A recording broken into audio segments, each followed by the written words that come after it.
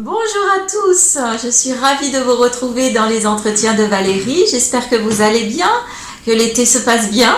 Et moi j'ai le plaisir de vous présenter et d'accueillir mon amie Rina Guita qui va vous parler de sa spécialité. Bonjour Rina. Bonjour Je te Valérie. laisse la parole. Je travaille sur l'accompagnement, aussi bien des entreprises que des personnes en fait à responsabilité, dans un moment charnière de leur trajectoire. Quand tous les défis se multiplient, quand les challenges sont importants et quand les personnes finalement ou les entreprises se posent la question de savoir comment réussir avec tous ces défis, avec toutes ces difficultés, comment réussir et comment s'épanouir et comment se développer. Donc j'interviens souvent dans des moments de transition de vie, dans des moments où les personnes sont en questionnement sur comment prendre les choses et comment réussir ce qu'ils ont à relever. J'ai une question, comment ça se passe dans les entreprises quand quelqu'un t'appelle ou un responsable ou un directeur, un dirigeant fait appel à toi? Pour quelle raison? Exactement, je regarde à quel moment de leur histoire ils sont. Et souvent ils m'appellent à un moment donné justement charnière. Par exemple une entreprise qui vit un moment de crise. Parce que, par exemple, toute une population de l'entreprise ne va pas bien, commence à se désengager, ou dans des situations où il y a énormément de souffrance, de stress dans l'entreprise, alors que l'entreprise vit des enjeux très importants en termes de performance ou de pérennité. Donc ce sont des moments où on a des objectifs qui paraissent contradictoires. On se dit, mais il faut à la fois que je réussisse à pérenniser mon entreprise et en même temps je ne peux pas le faire sur le dos des personnes qui sont en souffrance aujourd'hui. Donc les dirigeants ont besoin d'aide pour arriver à prendre en compte ces différentes dimensions et les réussir et les conjuguer.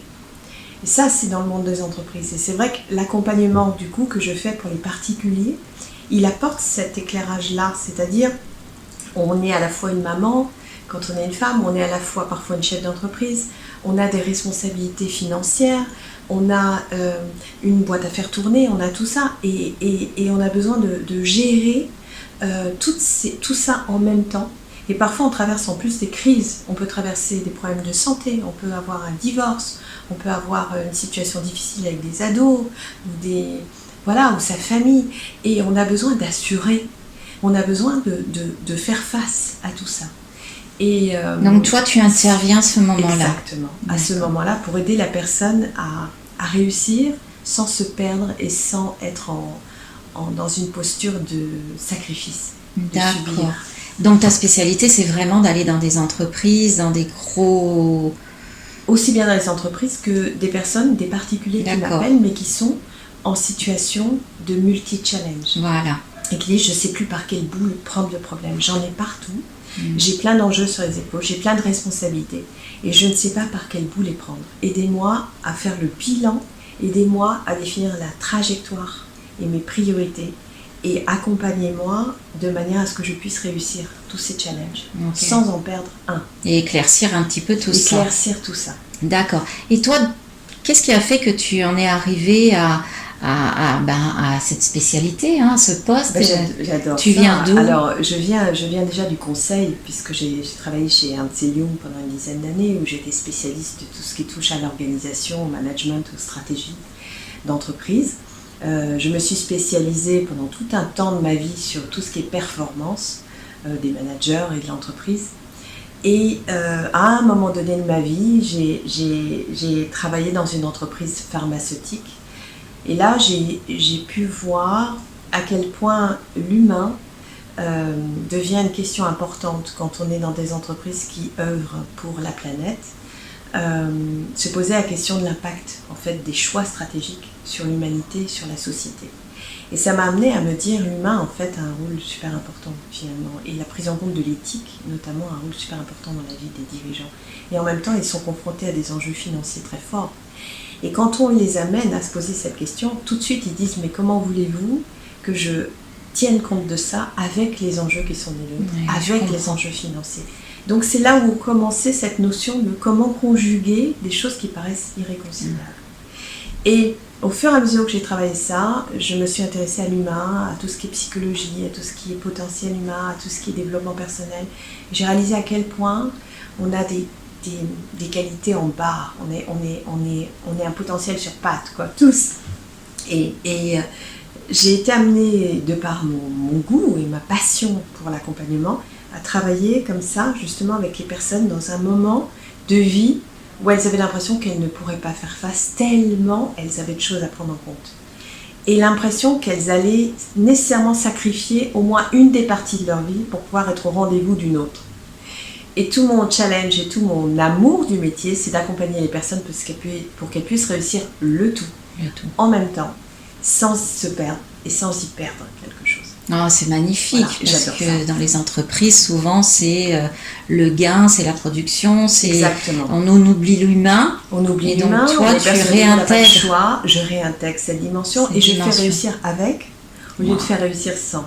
Et de la même manière, une personne qui adore ses enfants, qui a envie d'être présente à la maison, certains pourraient penser, je ne peux pas être à la fois une maman présente et réussir professionnellement, devenir cadre dirigeant dans une entreprise, parce que sinon je vais y perdre. En fait, non. On peut devenir une dirigeante qui fait le choix d'un équilibre de vie. On peut devenir une dirigeante qui quitte à 18h et qui fait un boulot exceptionnel. On peut être dirigeante, réussir et se planter d'un point de vue de l'éducation des enfants. Donc on va travailler l'éducation des enfants de manière à être vraiment au rendez-vous aussi de cette responsabilité-là, même si on ne se sent pas à l'aise avec. Et voilà, je pense à toi également qui est en pleine transition, tu es en train de créer ta propre entreprise au fond, en tout cas ton projet de développement, de déploiement. Eh bien comment réussir ça avec en même temps tous les enjeux qui sont les nôtres, de maman, de personnes qui ont besoin de gérer en solo sa situation personnelle, ses finances, etc. Comment conjuguer le rêve et l'action, quoi. C'est extra, c'est extra. Merci. Est-ce que tu as autre chose à disons que dire, l'approche aussi que j'ai, je ne suis pas trop pour les longues durées dans l'accompagnement. Je pense que les personnes ont énormément de ressources et que dans un premier temps, c'est juste le temps de faire un grand bilan et de bien cerner les priorités et ensuite d'avoir une vraie stratégie pour réussir dont ils ont besoin. Après, les personnes sont très autonomes la plupart du temps. Donc l'accompagnement dure en général 4 à 5 heures en une fois.